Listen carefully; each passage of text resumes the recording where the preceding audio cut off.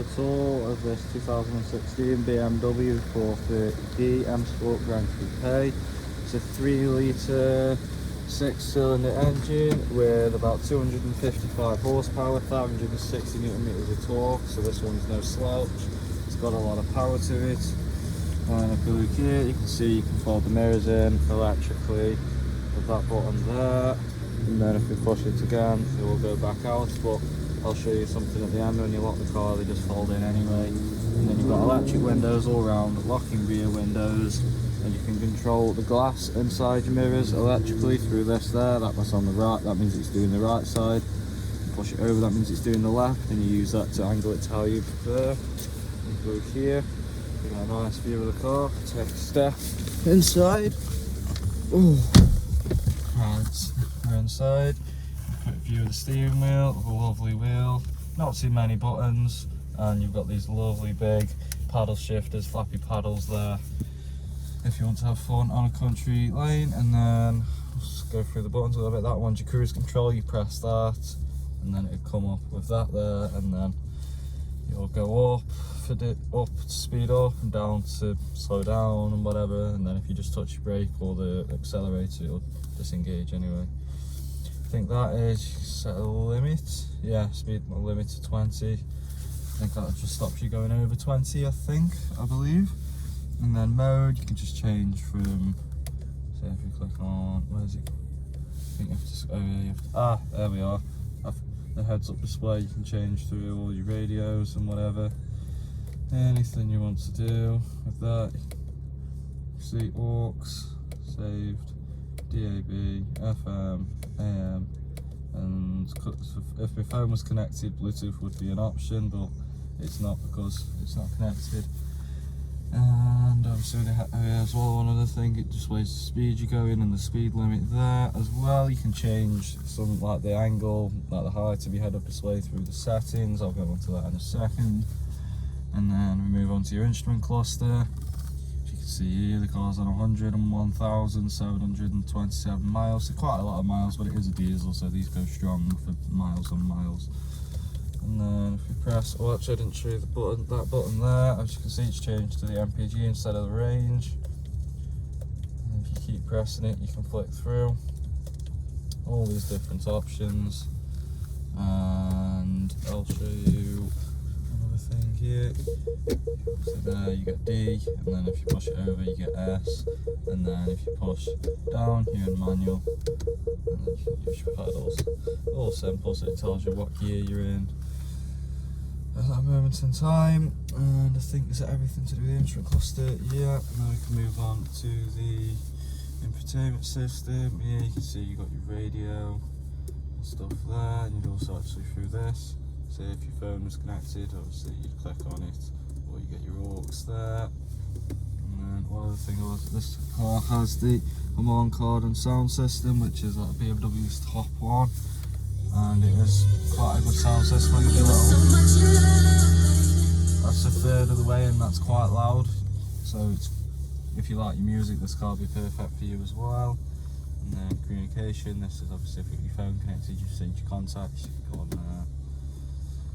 Navigation, so this is your sat nav, help you get around. You can zoom in and out of the map. You can go so far out, I believe. Yeah, I think that's as far out. Oh no, there we go. It just took a second to load yet, so you can see the earth like that.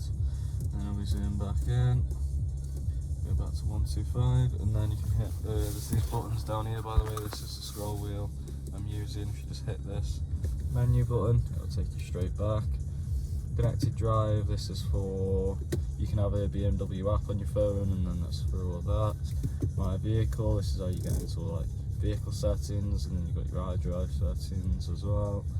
Vehicle status, if you go on here you can check your tyre pressures, oil level, things like that. And you know, level okay.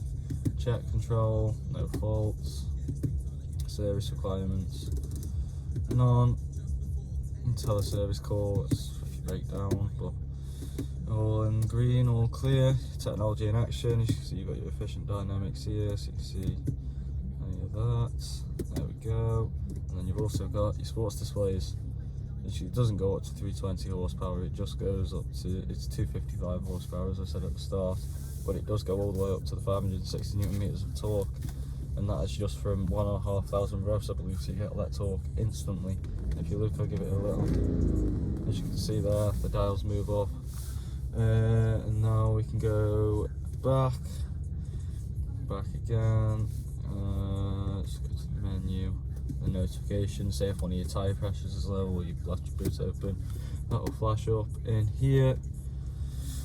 Now we're on to the climate control system. As you can see down there, you've got your fan speed up, down, turn the temperature up, down sorry, and then back up, and then same with that side.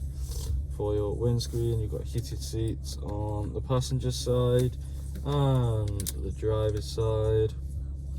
You can have a CD in there if you really wanted to. This is your volume button as well as the one on the steering wheel. I think that's everything there. And then you've got a little storage bit there, 2 cup holders down here with a 12 volts. Got your traction control off button, obviously if I press that, it'll come up on there, traction, and that back off. And then you've also got this button here, we'll go down first, into Eco Pro, and then you've got Comfort, which is what you'd normally be in, Sport, and then Sport Plus, which turns your traction control off, not fully but slightly. And it's dynamic traction control, and then now we can go back down to Comfort, and you've got an electric handbrake here. Obviously I've shown the scroll wheel off. It's got storage space under there with a USB plug-in and aux cable. I think that's that all done. We can now move on to the rear. If you go through there, you can see you've got plenty of space in the back. It's a nice big saloon, not too big, but it's a very nice size. As you can see, you've got no bezels on the windows, and watch when I close the door, this is for all doors. It slots back up. I'll show you on this one again when you can't really tell. Straight back up. Sport badge there. This thing, Gran Coupe.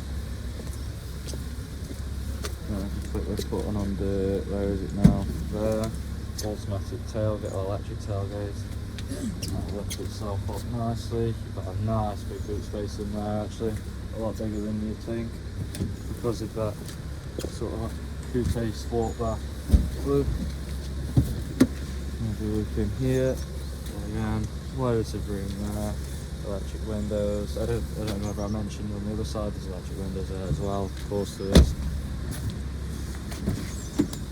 And then we've got electric windows, yeah again, nice big door bin. This one, passenger viewing. One thing I didn't notice is you've got the M Sport markings on the seats there, and you've also got them on the driver's seat. So one thing I didn't notice, and you've got the blue stitching as well all along on both seats. It's on the back seats as well. Yeah, on the back seats as well there. Lovely. And then if I open this up here, you can see we've got your logbook in there. And I think that is everything. Thanks for watching. See you later.